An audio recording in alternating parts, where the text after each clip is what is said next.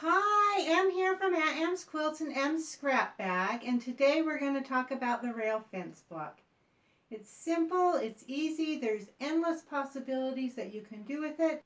Remember, if you like my videos, to like and subscribe, and if you would like more help with scrap quilting, sign up for Em's Scrappy Bits and Tricks. You can find that in the description below, a link to sign up. Thanks, let's get started. To make your rail fence block, you just need strips. And a quick and easy way to get strips is a jelly roll. Alright, and if you would like more variety, because you're just going to sew your strips together, I like to cut my jelly roll strips in half. And then I can make more combinations with them than if I just have the whole fabric of the jelly roll.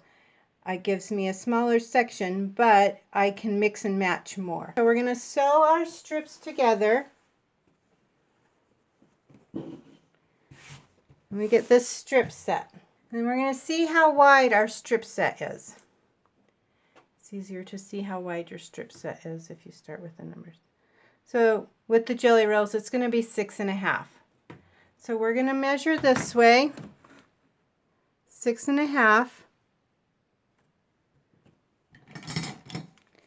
And we are going to cut our block. So that's our block, and then we would just continue down our strip set, cutting our blocks. All right, that's how you make a rail fence block. It's simple and easy. Now let me show you all the things you can do with this simple, easy block. Things that you can play with your rail fence blocks are the width of the strips. So you can do tiny little strips, or you can do wider strips. You can play with lights and darks like I've done with my gradation. So I have lights up here and I went down to darks,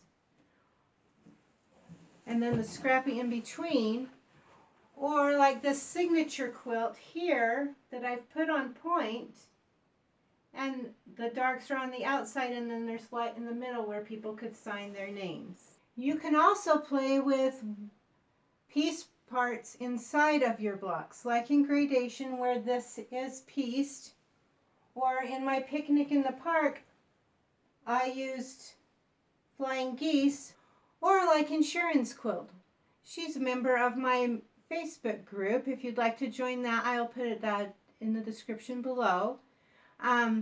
She has put her strips on the diagonal and then cut them.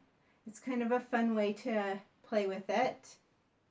So ways that you can lay out your quilt, like we've talked about. You can put it on point like my signature quilt. You can just make it scrappy like this Scrappy Bing Zing here. You can put it just in coins like my railway, and I'll put a link to that pattern in the description below. On these blocks, I sewed a strip onto the side of my rail fence and flipped it. A lot of these options will work just with a rail fence block, but this was just something I was playing with. And you can do a windmill. You can do streak of lightning. You can do an exclamation. That's what I'm calling this. I didn't know what other name to give it, where it's just on the one side. You can do a trapezoid where the two sides come together like in this one. Or you can spiral it around. Just have fun and experiment. Make sure to share what you create with me. You can do that in the Facebook group that I mentioned earlier. All right, thanks for watching. We'll see you next time.